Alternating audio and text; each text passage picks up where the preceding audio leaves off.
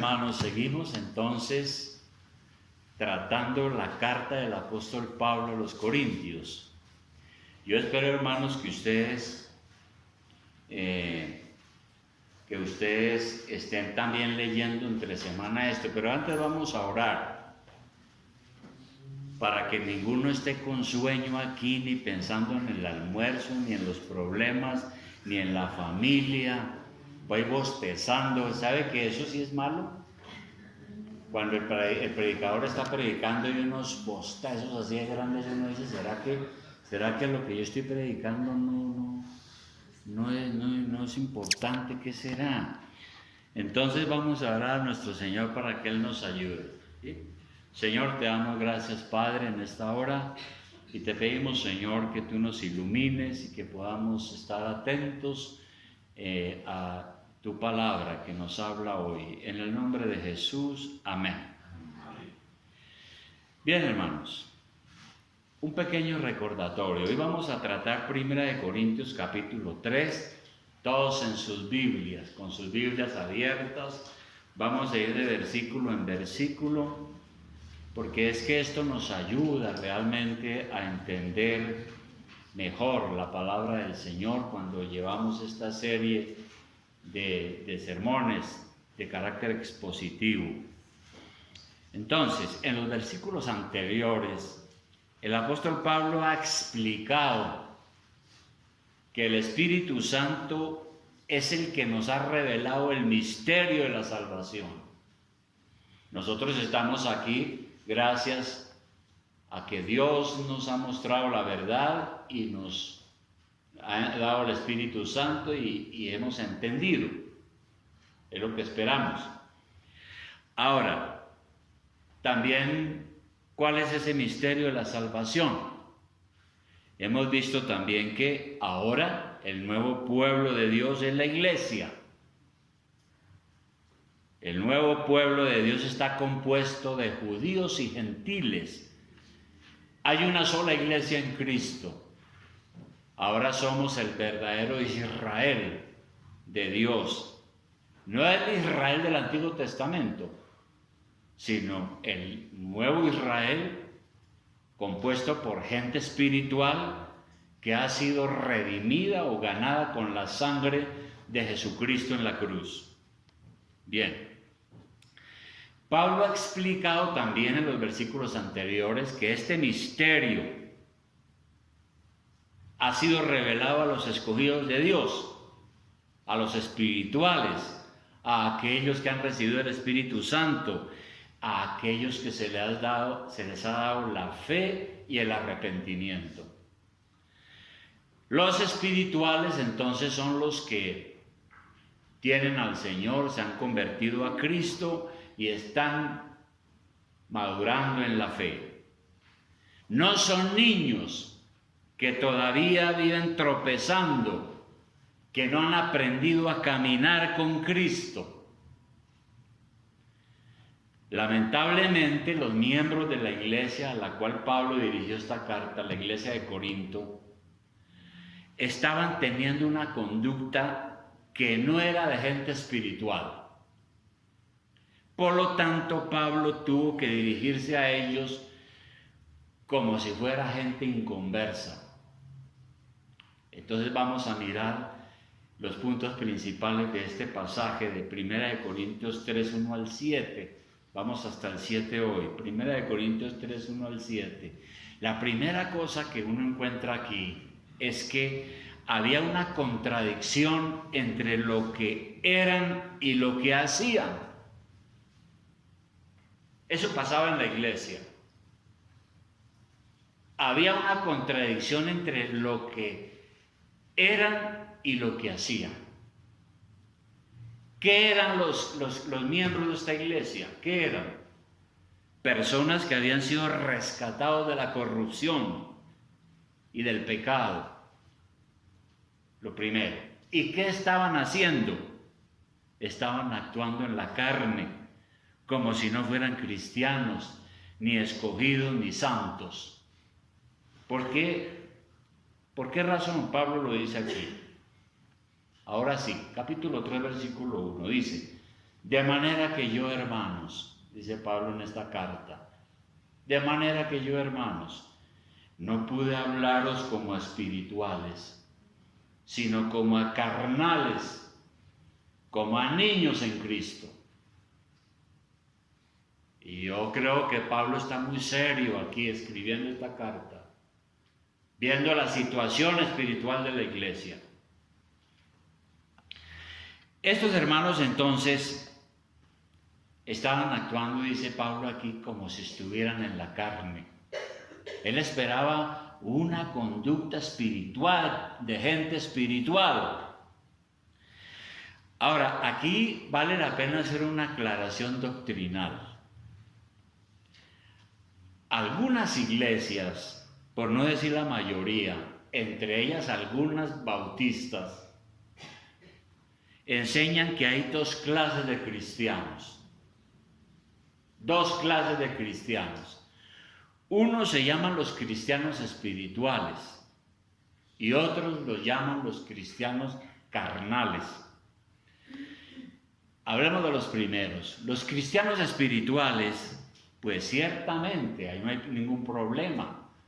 Son los que tienen el Espíritu Santo, han nacido de nuevo, están trabajando en su santificación todos los días para ser mejores cristianos. Ahí no hay ninguna dificultad. Pero hay otros que, como digo, esas iglesias creen en esto, lo llaman los cristianos carnales. ¿Quiénes son esos tales cristianos carnales? Son los que, bueno, sí, supuestamente son salvos, pero todavía no han madurado. Y entonces aún andan en la carne, dicen en su doctrina algunas iglesias. No han dejado los vicios ni los pecados todavía, ¿no? Como son carnales, por eso entonces hay que tenerles paciencia. Sí, son salvos, pero todavía están dominados por sus pecados, ¿no? Entonces todavía se pegan sus borracheras. No han dejado a la sucursal, como dicen por allí en el Tolima, ¿no? A la otra, yo no sé por qué la llaman así, no han dejado la moza. La palabra moza quiere decir, o mozo quiere decir una joven, un joven, ¿no? Pero la palabra adquirió una connotación negativa. Y así entonces, no se les ve un cambio en la vida. Entonces dicen que son cristianos carnales, porque todavía están dominados por su pecado. Pero esa enseñanza es una enseñanza herética, falsa. Una persona carnal no es cristiana. La persona que anda totalmente en su carne no es cristiana. Realmente, los cristianos son espirituales. ¿Por qué? Porque han recibido el Espíritu Santo. No son perfectos, pero ahí están trabajando para cada día ser mejores. Entonces, cuando alguien en la iglesia escucha esa doctrina y dice, entonces yo soy un cristiano carnal, entonces ténganme paciencia, porque es que soy un niño, no he crecido todavía y no he madurado. Ténganme paciencia. Entonces hay que aguantarle a él sus vicios, su desorden, sus pecados y todas esas cosas. Y algunos en la iglesia se victimizan diciendo que son carnales. Y entonces duran 20, 30, 40 años en lo mismo y nunca supuestamente crecen y salen de su situación de inmadurez. Bien, de manera que cuando Pablo le dice a esta iglesia a la que escribe esta carta, le dice que ellos...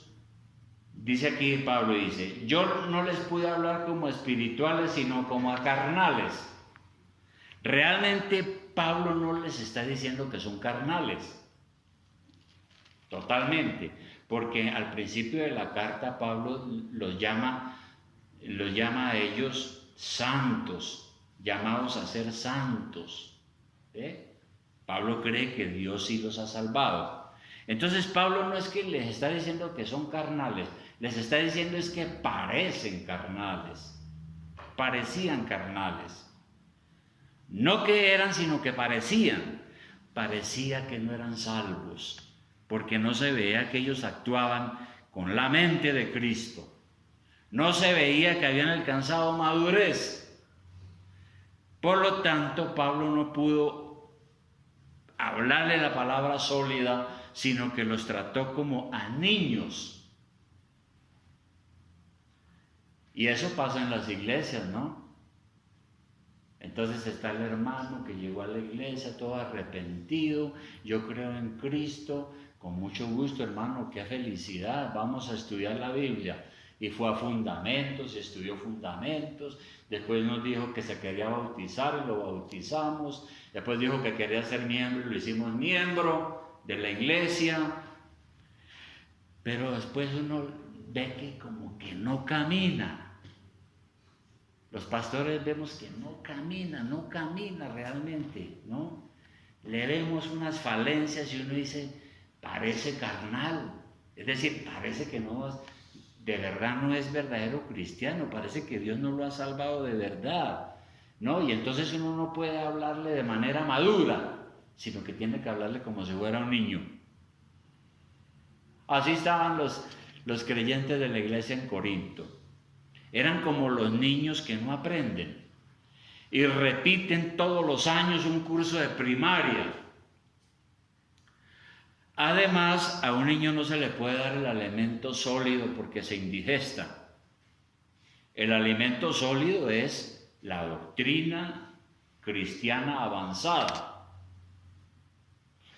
Sino que hay que andarles hablando las cosas elementales todavía y de ahí pasan los años en el mismo plano, ¿no? Y no aprenden. Es necesario entonces a esos que son niños darles la leche mientras se desarrollan.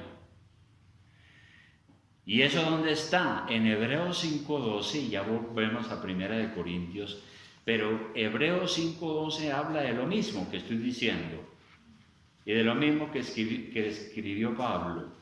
Hebreos 5:12. Pongamos la atención a esto que es muy interesante. Dice, y desde el 11 podemos leer, dice, acerca de esto tenemos mucho que decir y difícil de explicar por cuanto os habéis hecho tardos para oír. Aquí se le está diciendo a la iglesia que los hermanos son unos miembros tardos para oír, ¿no? Oyen y nada que la cogen. Porque debiendo ser ya maestros, después de tanto tiempo tenéis necesidad de que se os vuelva a enseñar cuáles son los primeros rudimentos de las palabras de Dios. Es como el niño que no aprende y pierde los años y hay que regresarlo primero a que aprenda a sumar, a multiplicar las vocales. Y eso pasa en la iglesia. Y habéis llegado a ser tales que tenéis necesidad de leche y no de alimento sólido, dice el autor, en consonancia con lo mismo que está diciendo Pablo, ¿no? Bien. Por eso digo que había en la iglesia, miembros de la iglesia y personas que había una contradicción entre lo que eran supuestamente cristianos y lo que hacían otra cosa. ¿Qué estaban haciendo en la iglesia para que el apóstol los tratara de esta manera, no?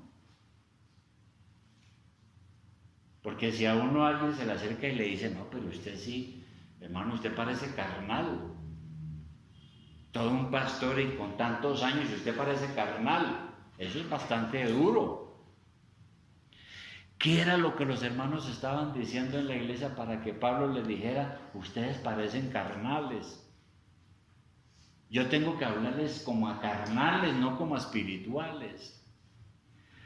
¿Qué estaba pasando? Estaba pasando que en la iglesia estaban rompiendo la unidad del cuerpo de Cristo. Estaban rompiendo la unidad del cuerpo de Cristo. ¿Por qué? Porque estaban rivalizando unos contra otros. Sabemos que la iglesia es el cuerpo de Cristo y que la cabeza de la iglesia es Cristo, que nosotros somos miembros de ese cuerpo. Pero había unos problemas ahí en la iglesia. ¿Cuáles eran los pecados que los estaban llevando a esa actitud carnal? Versículo 3. Leamos el 2 otra vez. Pablo dice: les di a beber leche y no vianda, porque aún no erais capaces ni sois capaces todavía. Versículo 3. Porque aún sois carnales, pues habiendo entre vosotros celos, contiendas, disensiones, ¿no sois carnales, andáis como hombres? O sea, como hombres que no tienen a Cristo. Entonces, los pecados eran esos, por los cuales Pablo les tuvo que decir: ustedes sí parecen carnales. ¿Cuáles eran los pecados? Primero, los celos. Menciona aquí los celos. Este es un grave problema dentro del pueblo de Dios. Los celos es cuando uno empieza a sentirse incómodo porque otro está sirviendo en la iglesia mejor, porque otro está aprendiendo más, o por los líderes, ¿no? Algunos tenían sus preferencias por uno u otro predicador y estaban perdiendo de vista el objetivo principal que buscamos en la iglesia. Aquí en la iglesia nosotros estamos buscando es que Dios sea glorificado y que las almas se salven y que las podamos instruir en la palabra de Dios. Pero si entre nosotros hay rivalidades y celos, eso daña, perturba. Un segundo pecado que menciona aquí Pablo en el versículo 3 dice, él habla de contiendas. ¿Qué son las contiendas? Las contiendas son las disputas y los conflictos. Y hermanos, aquí en la iglesia no estamos para discusiones y peleas. Eso es lo que está diciendo Pablo. Eso hace que perdamos el objetivo. Y algunas personas a veces resultan en la iglesia, de vez en cuando aparece una que otra por ahí, por aquí han desfilado varios, que son adictas a la polémica. Entonces les gustan las reuniones a ver cómo contradicen, para discutir y dividir. Pablo dice que el que actúa así es un carnal, parece que no fuera cristiano. Y luego Pablo menciona aquí las disensiones. ¿Qué son las disensiones? Son los desacuerdos, la oposición de pareceres o de intereses. No estaban siendo capaces de ponerse de acuerdo. Cada quien tenía la razón y entraban en peleas y entonces generaban divisiones y por eso rompían la unidad del cuerpo de Cristo. De manera que Pablo les dice, ¿cómo pretenden ustedes decir que son espirituales practicando semejantes pecados? ¿No? Por eso les dice, ustedes practicando esas cosas en la iglesia, pues ustedes yo veo es que son carnales y están actuando como hombres que no tienen a Cristo. La realidad entonces es que ese comportamiento que estaban teniendo la iglesia era un comportamiento típico del hombre natural, el que no tiene a Cristo. Otras traducciones de la Biblia dicen que los hermanos, recordemos que hay varias traducciones de la Biblia, ¿no? Se están comportando como inmaduros, dominados por sus emociones y sus instintos. Se estaban comportando como mundanos.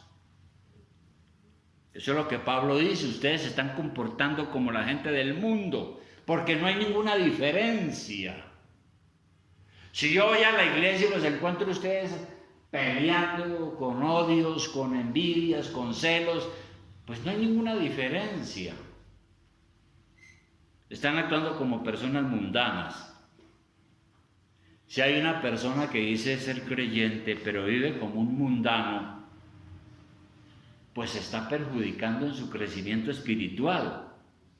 ¿Y qué tiene que hacer la iglesia? Pues llamarlo al arrepentimiento, ¿no? Así que lo que Pablo les está diciendo es, ¿dónde está su cristianismo?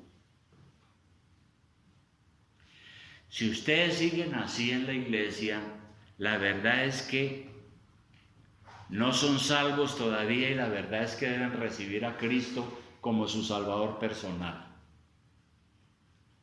Y hermanos, a veces en las iglesias se forman, como decimos popularmente, unas peloteras, hermano. Parecen el Congreso de la República a veces, ¿no? Y entonces, eso no es de cristianos, es lo que está diciendo el apóstol Pablo. Ese es un problema que trae descrédito al Evangelio y a cualquier iglesia. La falta de coherencia entre lo que decimos ser y lo que hacemos. Si usted dice que es un cristiano o una cristiana, tiene que demostrarlo. Porque la Biblia dice que por sus frutos nos conocerán. Eso no es que uno ande diciendo por ahí, es que yo soy cristiano, es que yo recibí a Cristo en mi corazón, es que yo soy miembro de la iglesia. No, hay que demostrarlo con la conducta y con la manera de pensar. Y por eso entonces hay que hacer una pregunta. ¿Qué queremos de la iglesia? ¿Qué queremos de la iglesia? ¿Su edificación o su destrucción? Todo depende de si usted ha entendido que la iglesia es el cuerpo de Cristo, la iglesia es la comunidad de Dios y que es un privilegio pertenecer a la iglesia. Es un privilegio. Por eso yo decía hace un tiempo lo siguiente: la iglesia se reserva el derecho de admisión. Porque ha habido una idea equivocada, ¿no? Yo voy para la iglesia, allá me tienen que recibir a mí. La iglesia es para pecadores, y claro que es para pecadores. Por supuesto que es para pecadores, pero para pecadores que se quieren arrepentir. No que quieren seguir en sus mismos vicios y pecados. Entonces la iglesia se reserva el derecho de admisión. Hay iglesias donde no les importa, ¿no? Venga el que venga, le quieren es tener harta gente y que den plata, ¿no? Aquí no. Si alguien piensa que la iglesia es otro lugar de reunión más, otro club social, pues no ha entendido qué es la iglesia. Y si no ha entendido lo que es la iglesia, pues poco le va a importar la iglesia y mucho menos va a amar la iglesia del Señor. Al contrario, le va a parecer una jartera ir a la iglesia, ¿no? Mi papá me lleva y mi mamá me lleva. Hay por complacer a mi mujer para que eso es una cosa muy triste.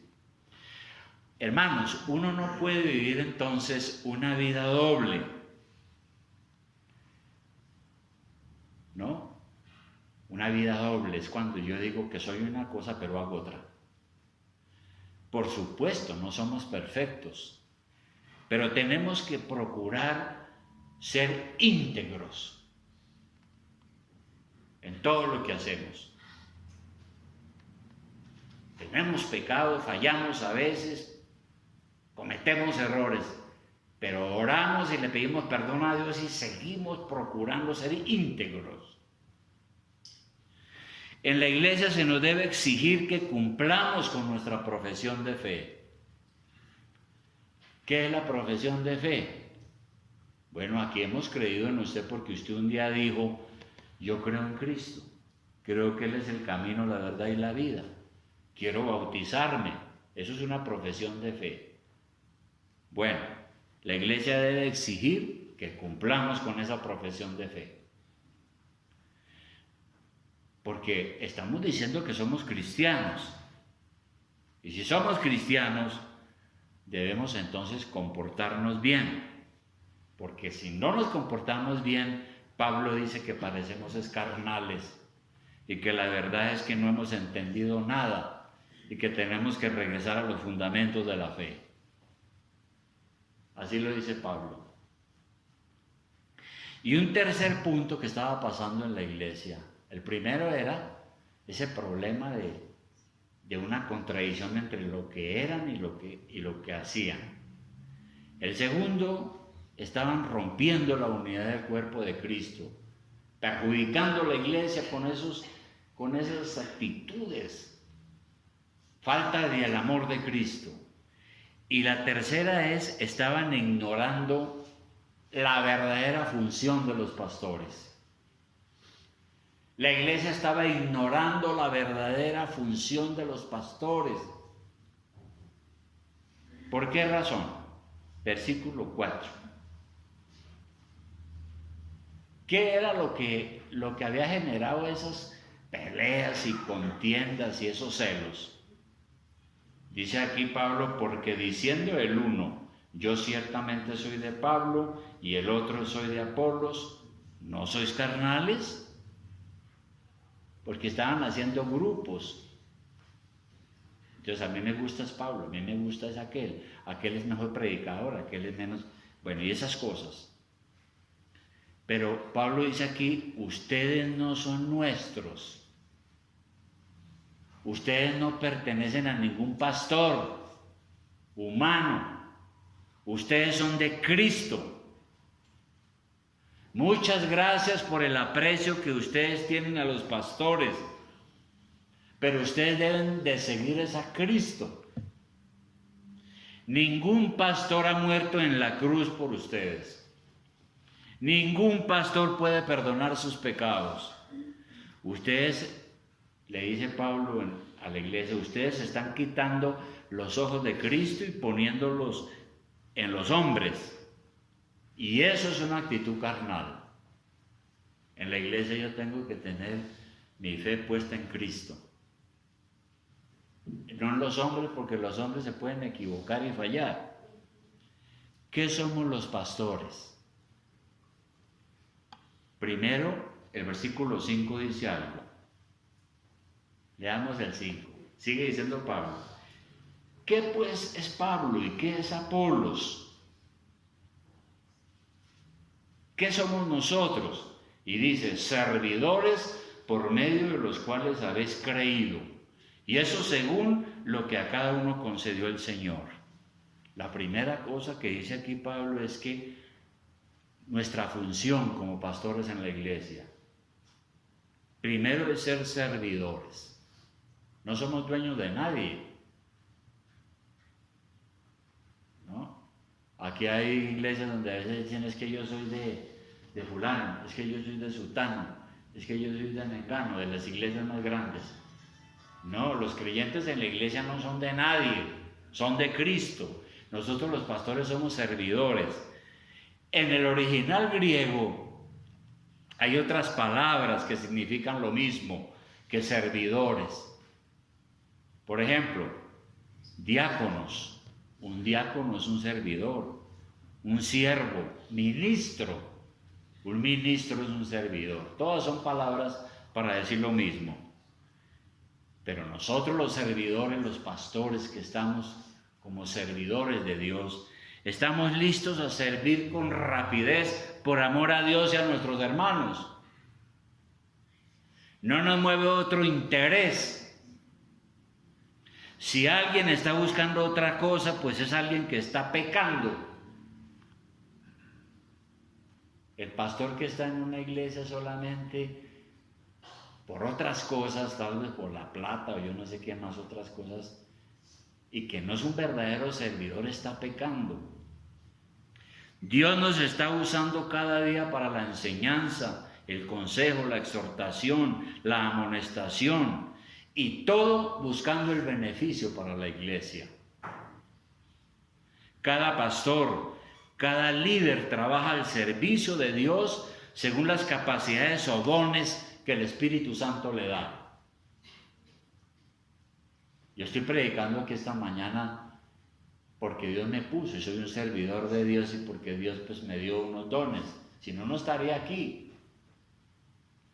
Ahora, ciertamente es bueno estar agradecido por la persona que Dios usó para traernos al Evangelio. Pero nosotros, los pastores, no hubiéramos podido hacer nada sin los dones de Dios. Nosotros los pastores no hubiéramos podido hacer nada en la iglesia, ni podemos hacer nada sin los dones de Dios. Por eso Pablo, hablando de su servicio, él decía otra cosa en 1 Corintios 15. Vamos a mirar, 1 Corintios 15. 1 Corintios 15, versículo 10. Pablo, que fue un hombre que trabajó tanto en la iglesia, era un pastor y un apóstol, que fundó iglesias, que hizo tantas cosas. Mire lo que él dice aquí. Y leamos desde el 9. 1 Corintios 15, 9. Dice Pablo: porque yo soy el más pequeño de los apóstoles. Eso es humildad, ¿no? Pablo decía: yo soy el más pequeño de los apóstoles. No soy digno de ser llamado apóstol, porque perseguía la iglesia de Dios. Luego dice: pero por la gracia de Dios soy lo que soy. Y su gracia no ha sido en vano para conmigo. Antes he trabajado más que todos ellos, pero no yo, sino la gracia de Dios conmigo. Entonces Pablo reconocía que el servicio que daba a Dios era porque Dios mismo le ayudaba a hacer ese trabajo. Por lo tanto, él dice que ningún pastor puede ser idolatrado. Son servidores de Dios en la iglesia.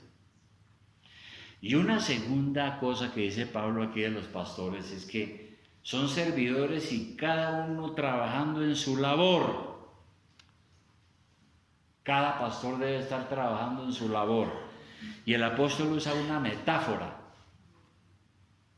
Una metáfora es cuando es un ejemplo que uno pone de otra situación para explicar algo. Y entonces la metáfora es la metáfora de la siembra, o del siembro, como dicen algunos. Y para que haya una siembra o un siembro de algún producto, se necesita arar, fertilizar, regar la semilla, desmalezar, cultivar, desinfectar. Todo eso se necesita para que haya una buena siembra. Y los seres humanos hacen eso. Y cuando hacen eso, ahí termina su actividad, porque lo demás hay que dejárselo a Dios. Ningún agricultor puede hacer crecer las plantas. Nadie puede controlar el clima. No puede hacer que el sol brille, que el viento sople, que la lluvia caiga.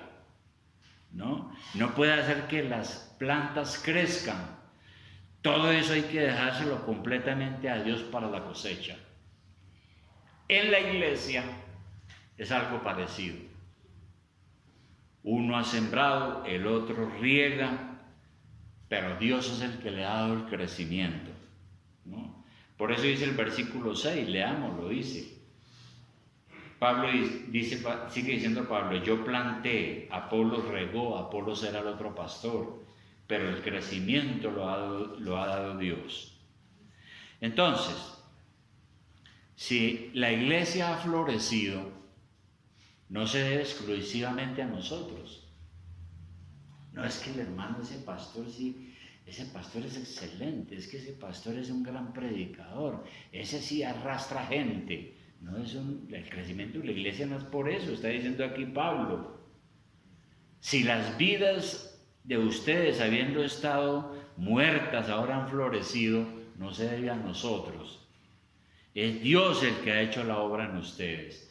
Por eso ahí, repitámoslo en el versículo 6, Pablo dice: yo planté, Apolos regó, pero el crecimiento lo ha dado Dios. Así que ni el que planta es salvo, ni el que riega, sino Dios que da el crecimiento. Por supuesto, los pastores hemos cumplido una labor importante, pero la gloria es para Dios. Hermano, si aquí el Señor no estuviera, hermano, ninguno de ustedes estaría aquí.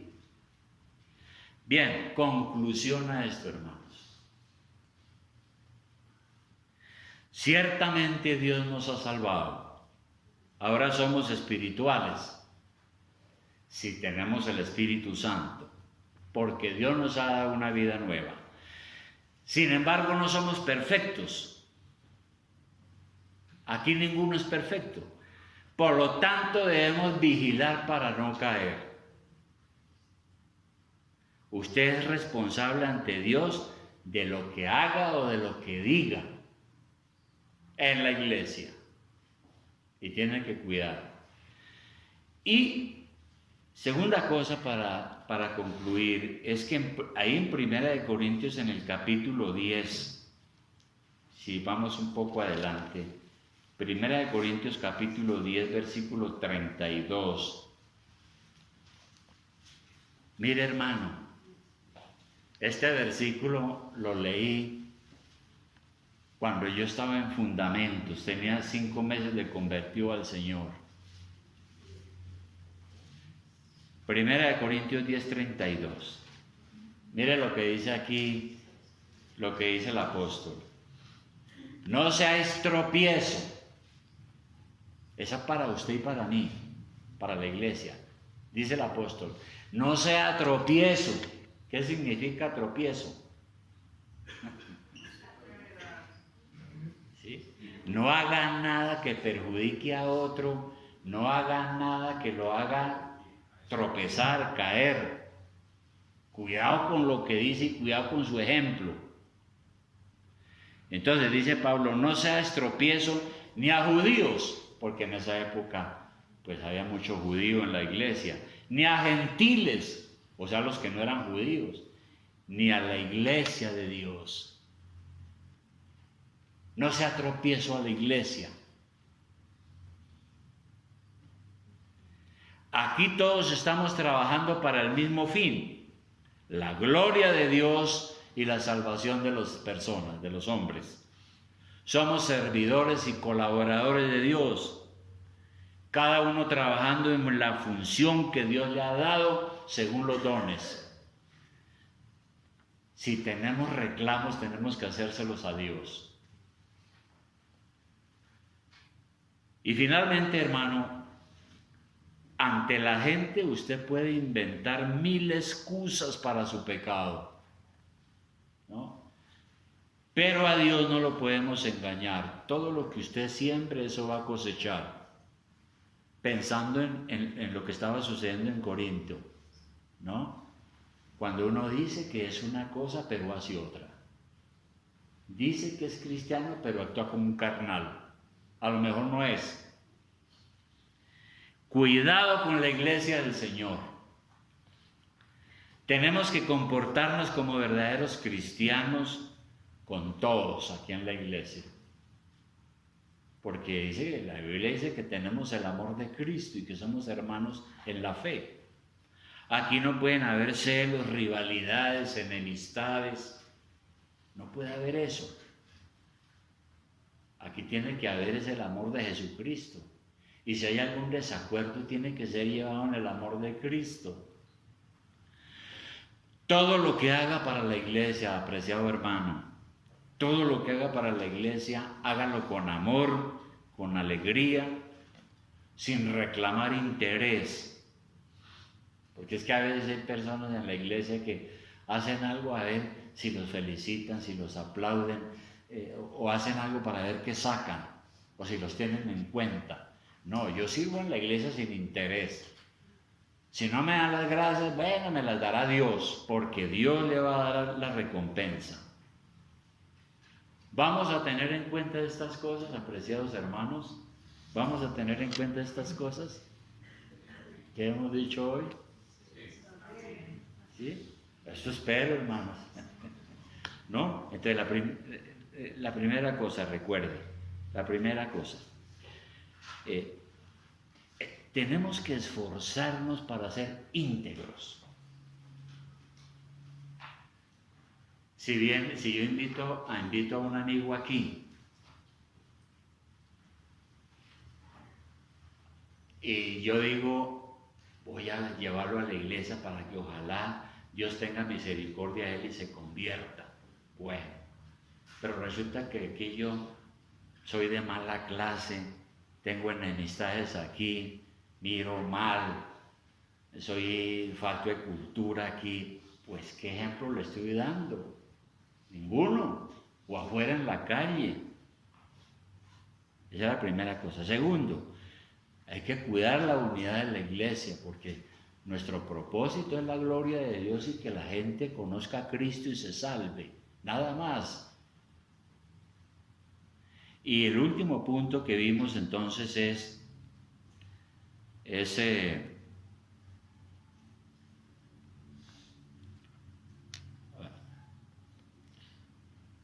el último punto entonces que vimos es que tenemos que tener claro qué son los pastores, ¿no? ¿Qué son los pastores? Aquí no vamos a idolatrar a ningún pastor. Son nuestros hermanos en la fe. ¿Qué son? Servidores de Dios. Están puestos por Dios para ayudarlo a usted a aprender la palabra, para exhortarlo, edificarlo, consolarlo, reprenderlo si es necesario, ¿no? Y cada uno de los pastores está haciendo su propia labor, según los dones que Dios le ha dado. No olvidemos esas tres cosas. Porque si no hacemos eso, entonces parecemos carnales, no parecemos espirituales. Vamos a orar.